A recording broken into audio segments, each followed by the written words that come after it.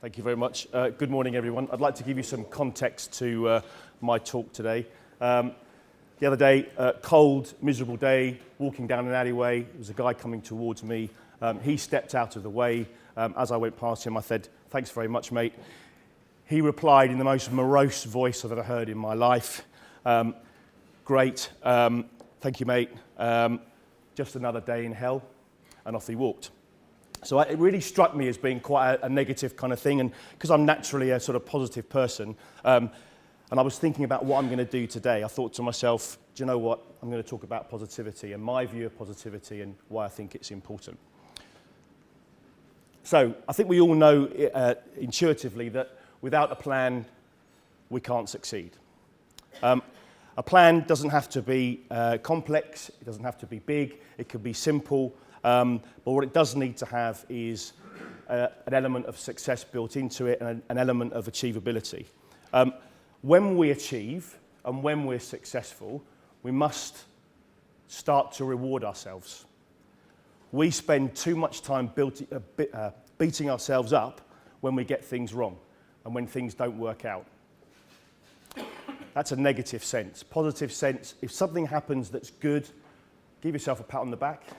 Well done me, that worked, fantastic, I'm really pleased, I'll move on. I try to stay focused, busy and commercially aware. Busy, really important.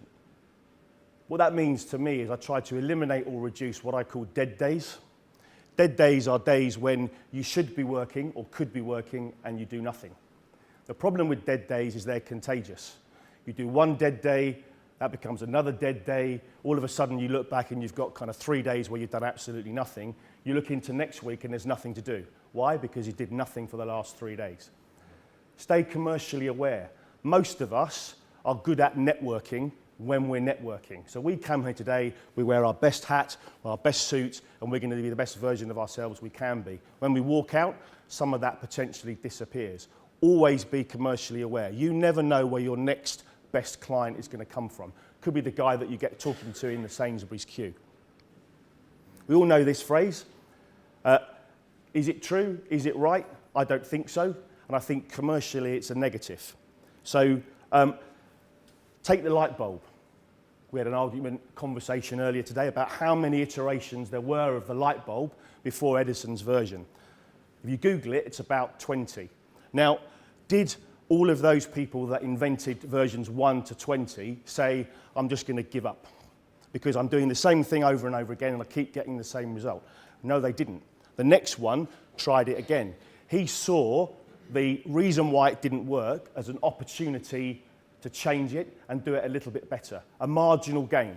So the 70%, if you like, of the thing that didn't work was the opportunity to get it right. The 30% was just a few little marginal bits that didn't go right. I think that's a much more positive way of looking at that statement. And I'll stick by my guns that I don't think it's right. Some of what we've talked about here is positivity, and someone mentioned about surrounding yourselves with positive people.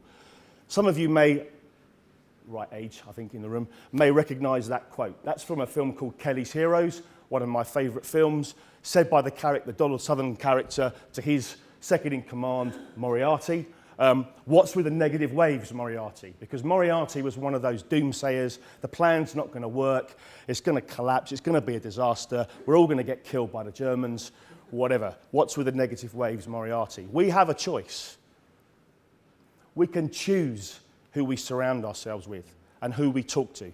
Do we talk to the Moriartys of the world who are just going to tell us, why bother?